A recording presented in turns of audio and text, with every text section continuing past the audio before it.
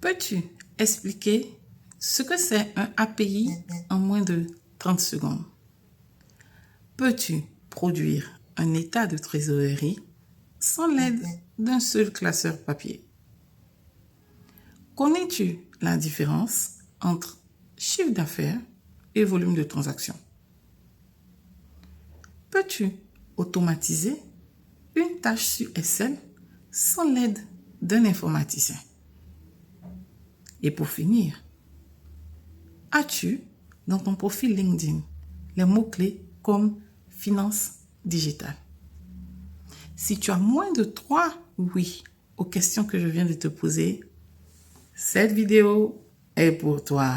Alors, on va prendre de quoi noter, on va s'installer confortablement et on y va. Tu as bien compris. Cette semaine, nous apprenons au comptable à devenir directeur administratif et financier. Je suis Sabrina Anno. J'accompagne les personnes d'ici et d'ailleurs à booster leur carrière. Alors, tu mets le petit pouce et tu t'abonnes. Ces 30 derniers jours, la Côte d'Ivoire et la zone UEMOA ont enregistré entre 1150 et 1350 offres d'emploi. Ces offres se retrouvent généralement sur des sites dédiés comme NovoJob, Emploi.ci ou LinkedIn. Le constat a été clair. Entre 12 et 15% de ces offres concernaient les métiers de la finance et de la comptabilité. Ces offres ne recherchaient pas des profils de comptables génériques. Ils recherchaient des aides aux finances ou des contrôleurs de gestion ou des compliance officers. Figurez-vous que 25% de ces offres émanaient de startups qui ont soit finalisé leur tour en seed ou en série A pour leur levée de fonds. C'est la raison pour laquelle ces startups chassent actuellement des profils de comptables seniors. Dans un premier temps, je vous expliquerai pourquoi ces startups chassent des profils de comptables ayant cumulé 8, 9 et 10 années d'expérience. Ensuite, je vous expliquerai comment vous positionner pour devenir attractif auprès de ces fondateurs de FinTech. Dans la seconde partie, nous allons découvrir ensemble comment devenir opérationnel en maximum 6 mois. Et pour conclure, je vous donnerai les tips, les astuces pour réussir votre entretien haut les mains. Vous savez, lever 500 millions de dollars, c'est facile. Mais les dépenser en 6 mois sans faire faillite relève d'une véritable prouesse que seul un comptable expérimenté peut relever. Alors, les fondateurs de start-up ont compris qu'il leur faut absolument des profils seniors pour gérer ces millions de dollars. Des profils qui connaissent la valeur de 1 centime sur un fichier Excel. C'est en cela que les profils qui cumulent 8, 9 ou même 10 années d'expertise deviennent très attrayants pour eux. En plus de cela, il se trouve que les FinTech en Côte d'Ivoire sont soumises à de véritables règles et régulations locales de la BCEAO. D'où la nécessité d'avoir quelqu'un qui maîtrise le système économique de la région. Pour finir, les investisseurs, après les nombreuses crises gouvernementales et économiques du monde, sont plus sereins lorsqu'ils savent que les finances de l'entreprise seront confiées à quelqu'un qui connaît l'importance et la valeur de l'argent. Comment se positionner pour devenir attractif auprès des fondateurs de start-up et de toutes ces entreprises qui lèvent des millions de dollars? Avant qu'on aille dans le vif du sujet, il est important qu'on regarde bien les choses. Certes, vous cumulez 10 ans ou plus de 10 ans à un poste.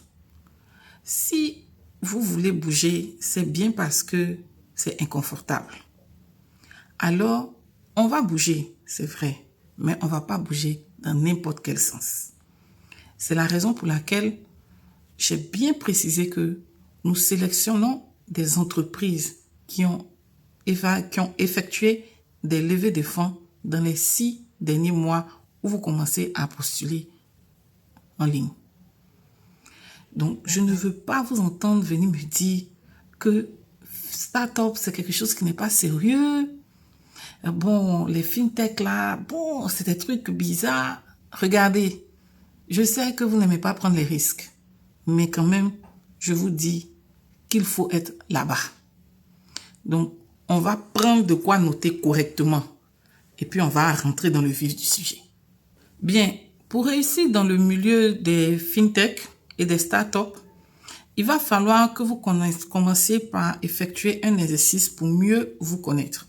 Beaucoup de comptables disent qu'ils sont bloqués à cause de leur diplôme, de leur fonction, mais en réalité, ils sont bloqués à cause de leur attitude très bureaucratique.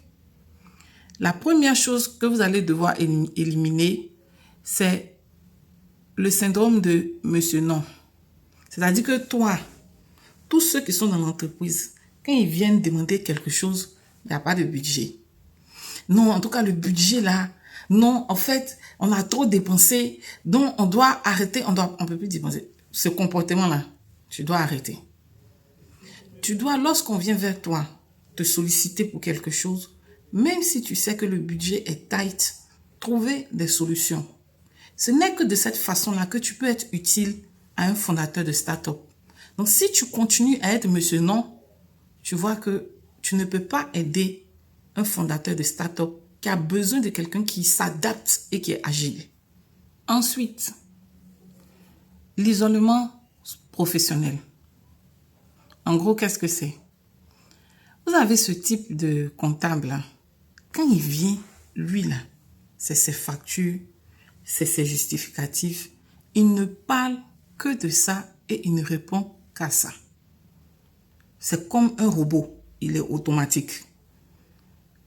Bien, pour une start-up, ce type de comportement n'est pas très utile. Il faut que vous arriviez à devenir un business acumen, c'est-à-dire quelqu'un qui a le sens des affaires. Pour cela, vous allez être obligé de vous intéresser à ce que les commerciaux vivent et rencontrent comme difficulté afin de pouvoir adapter les dépenses de l'entreprise. Alors, si vous êtes quelqu'un de très timide ou quelqu'un qui préfère rester dans ses chiffres, pour pouvoir passer le cap et mieux vous positionner, vous allez devoir faire ou prendre des cours. Il y a aussi ce type de comptable. Vraiment. Nous-mêmes, quand on sait qu'ils doivent nous envoyer les rapports, on est inquiet. Quand ils envoient le rapport, tu vois un grand tableau Excel comme ça. Non! Tu sais même pas par où commencer. Tu dis, tiens, aujourd'hui, la raison de la compta, elle va nous tuer. Bien, pour une start-up, tu vois, il faut adapter et savoir expliquer dans un langage simple tous les mots techniques que tu connais. Parce que soit l'investisseur, il n'est pas fort en finance, donc lui, il veut comprendre rapidement. Donc, un long fichier Excel, c'est un peu compliqué. C'est la raison pour laquelle il faut que tu commences à te mettre à ce qu'on appelle Power BI, qui va te permettre d'automatiser toutes tes données. Pour terminer, il y a la peur de l'erreur. Moi, j'ai appris dans mon parcours professionnel que lorsqu'une entreprise décide de prendre un directeur financier pour le faire DG, c'est que cette entreprise s'apprête à restructurer en profondeur. Donc, vous avez déjà la réputation d'être les gardiens de la dépense, d'être contre tout ce qui peut toucher financièrement l'entreprise où ce n'est pas prévu. Vous êtes vraiment les gardiens de ça. La peur de prendre des risques, ne prenez pas beaucoup de risques. Bien, il faut savoir qu'en start-up ou en fintech, le risque, c'est le moteur de l'entreprise. Alors, il faut commencer à prendre des risques mesurés.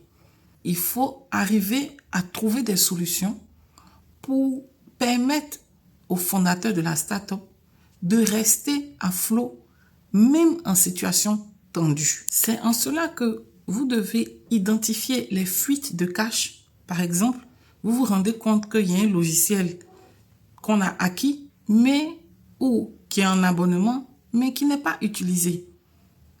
Donc, rapidement, vous commencez à faire l'analyse et vous dites à votre fondateur de start-up ou fintech, bien, ce logiciel, il n'est pas utilisé, ce n'est pas utile, arrêtons de payer l'abonnement.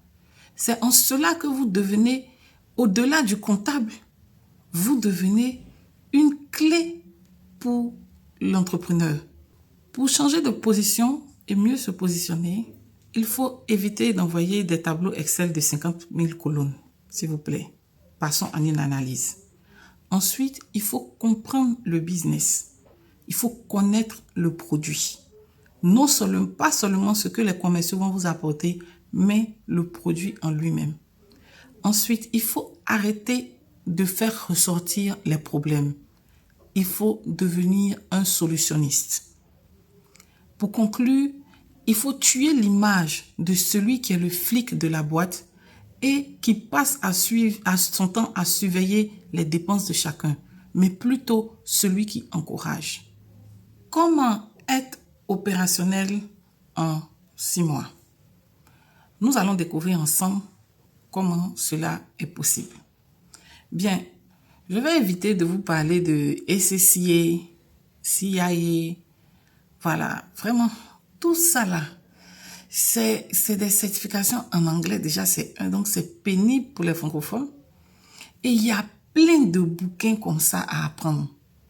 Alors, j'ai fait des recherches, je vous ai sélectionné 5 certificats qui ont une durée entre 1 et 6 mois maximum, qui sont gratuits pour écouter et payants lorsque vous voulez le diplôme. Ça sous-entend quoi? Vous pouvez faire la formation juste pour avoir les skills et ensuite vous payez le certificat pour pouvoir le mieux vous vendre.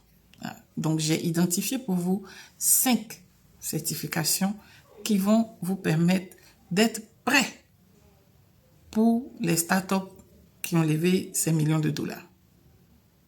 Petite précision, toutes les certifications que je vais vous présenter ici sont uniquement en français. Et je vous connais. When I will give you the certificate in English, I'm sure that you will not do that. So you will not attend any lesson. It's the reason why I selected 5 certificates in French. Donc, tu n'as aucune raison de ne pas les faire. Let's go. Certificat numéro 1. FinTech, les fondamentaux de ESSEC School Business via la plateforme Coursera.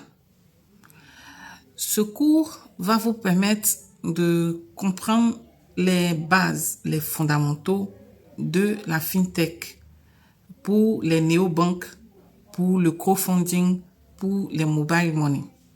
Ça va vous permettre de comprendre comment Wave ou des plateformes comme Julaya fonctionnent. C'est entièrement en français. En plus, c'est via une application qui s'appelle Coursera. Voilà ça ici. Et donc, vous pouvez aller partout avec ça. À 2h du matin, tu te réveilles, tu veux faire un peu, tu fais. À minuit, tu te réveilles, tu veux faire un peu, tu fais. Et c'est gratuit en mode simple et le diplôme est payant. Tu n'as pas de raison, je te dis. Je vais t'attraper cette année. Tu n'as pas de raison, tu vas faire. Certificat numéro 2. Certificat FinTech et Digital Banking de l'école de FinTech de France. Comme son nom l'indique, vous allez apprendre les transactions financières digitales. Vous allez aussi avoir des cours qui sont distillés par des professionnels de la FinTech, des personnes qui travaillent réellement dans la FinTech. C'est ce qui est bien avec ce cours. Donc, ça va vous permettre de mieux comprendre. Mais ce certificat-là, il est payant. Je vous mettrai en commentaire le lien pour télécharger toutes ces informations-là.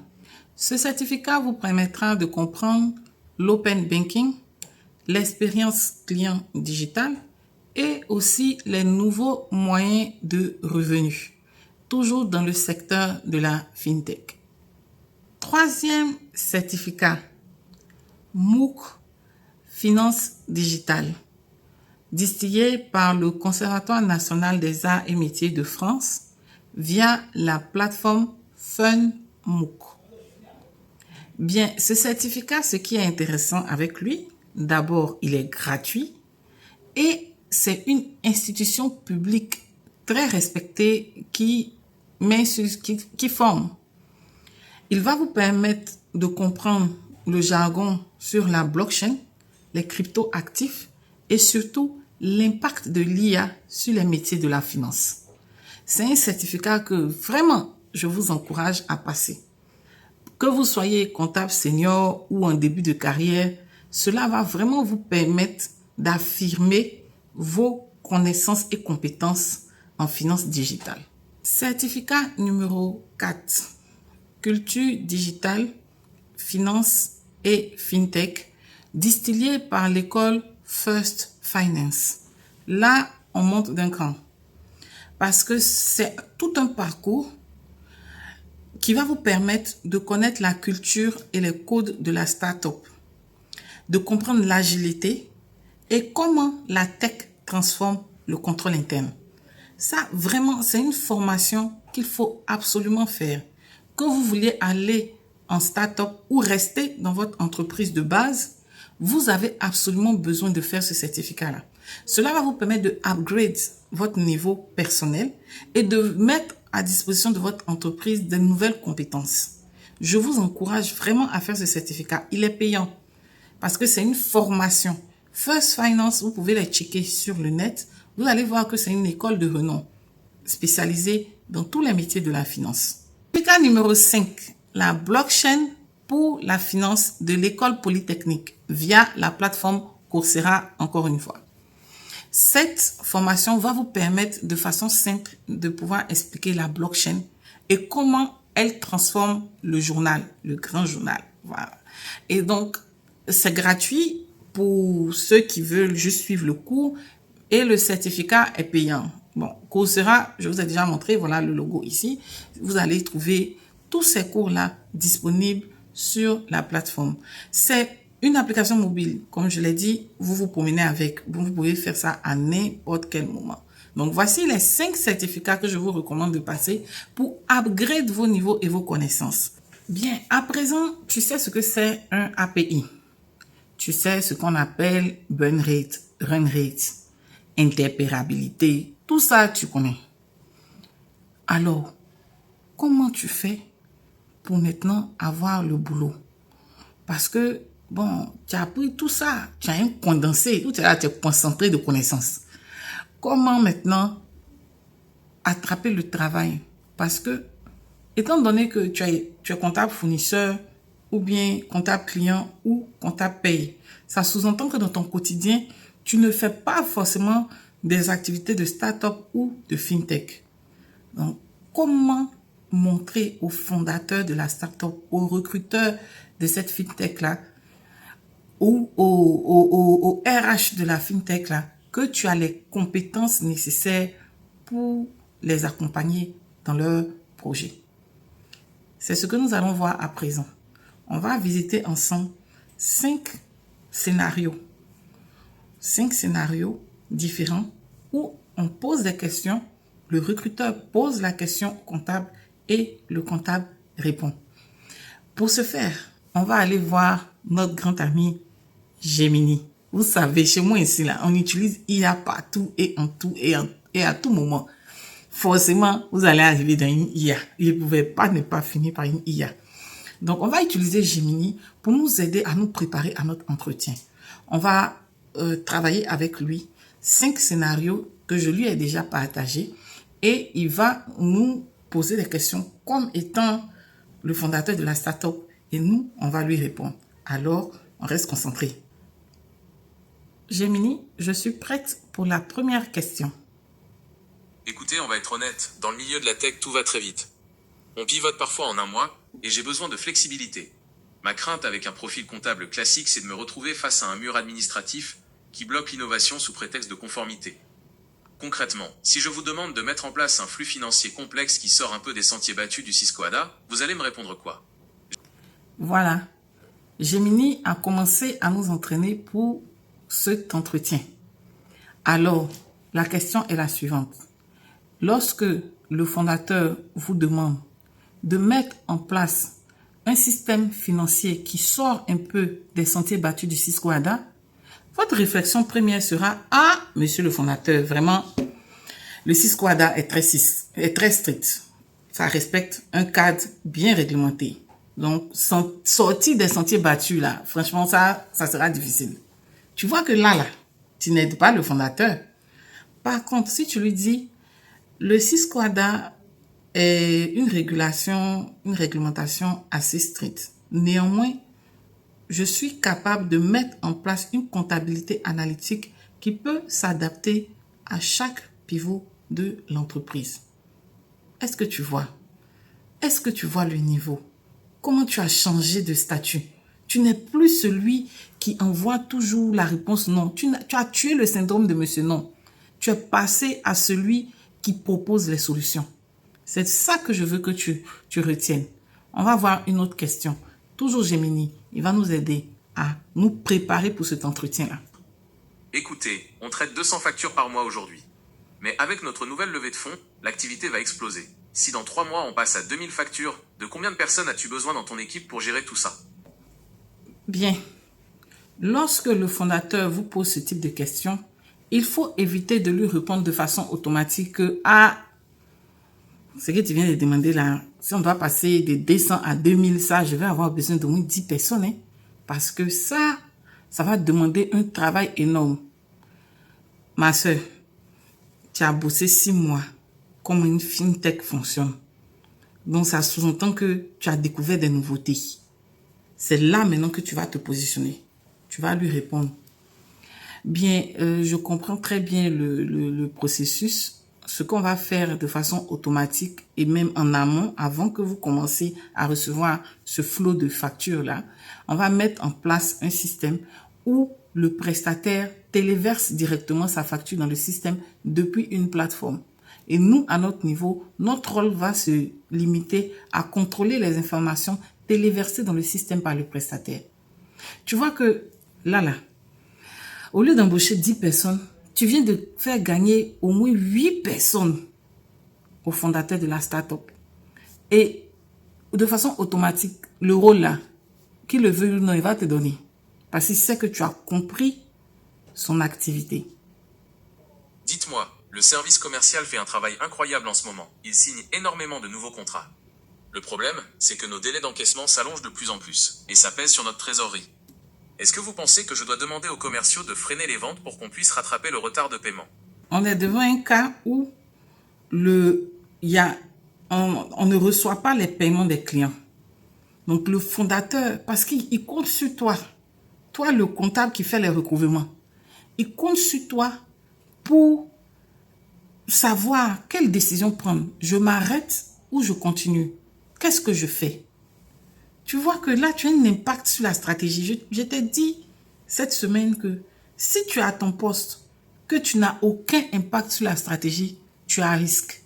Une fois que tu as un impact sur la stratégie, ça sous-entend que tu deviens une ressource clé dans l'entreprise. Alors, on ne va pas lui dire, ah, en tout cas, il faut arrêter parce que actuellement, là, les gens ne payent pas. Non, tu vas plutôt lui dire, voilà la réponse. Je vais mener une analyse sur les encaissements de clients qui sont là présentement. Quels sont les profils qui payent rapidement? Et on va demander au service commercial de se réorienter sur ce type de client-là. Tu n'es plus une comptable ou un comptable qui fait état de rapprochement. Non. Qui fait recouvrement, appeler client. Client, vous devez, tu n'es plus ça.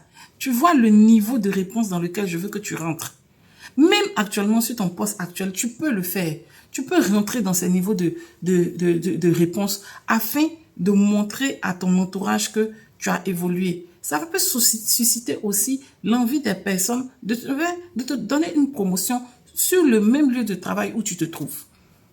Honnêtement, la paie, c'est juste un virement à faire chaque fin de mois et quelques formulaires. Je me demande pourquoi je devrais payer un expert interne comme vous, alors que je pourrais tout simplement externaliser ça à un cabinet pour beaucoup moins cher. Quelle est votre réelle valeur ajoutée ici? Le fondateur reçoit ton profil. Il apprécie ton profil. Tu lui dis que tu fais start-up, tu fais fintech et autres. Tu viens, il commence à te poser des questions. Et à la fin, tu sais, il y a toujours des questions déroutantes. Il y a des entretiens, on te pose toujours une question déroutante. Bon, si tu sais que tu voulais externaliser, pourquoi tu m'as appelé? Ça, c'est la première réaction. Mais ce n'est pas comme ça que tu dois répondre. Ça, c'est une opportunité pour démontrer ton plein potentiel au recruteur ou au fondateur. Alors, à ce type de questions, tu répondras très calmement qu'effectivement, il a la possibilité d'externaliser. Sauf que l'externalisation se traduit par une prestation de service. Et donc, le cabinet chez lequel il va externaliser va juste effectuer les bulletins, faire la paye et c'est tout. Mais toi, tu vas pouvoir lui faire une évaluation de sa masse salariale et pouvoir lui dénicher des solutions pour créer des programmes de loyalty pour ses employés. Par exemple, après une analyse de la masse salariale, tu découvres un impôt trop payé qui va vous permettre d'avoir un crédit d'impôt et donc ce surplus-là, on peut le réattribuer en termes de formation, budget formation pour les employés.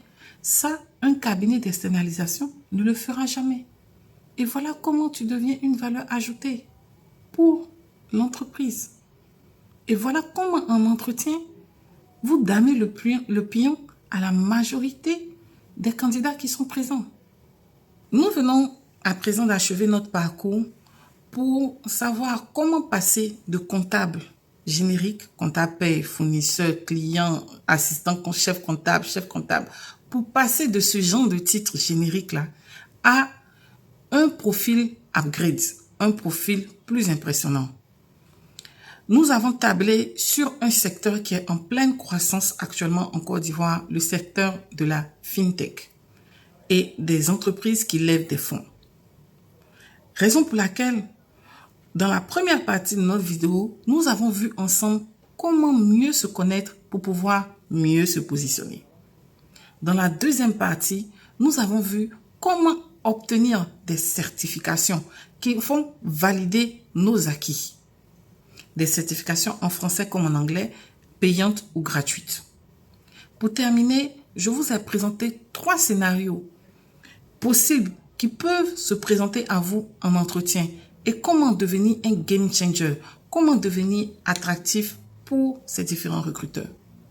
Alors, si cette vidéo vous a vraiment aidé, si vous voulez en savoir plus, je vais vous demander de mettre en commentaire le mot trajectoire et je vous enverrai un guide pour vous propulser.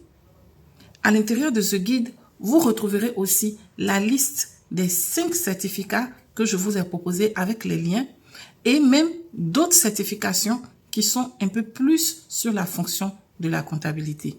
Ces certifications-là vous permettront de vous donner de la valeur ajoutée afin de vous permettre de gagner en compétences dans l'entreprise où vous êtes actuellement.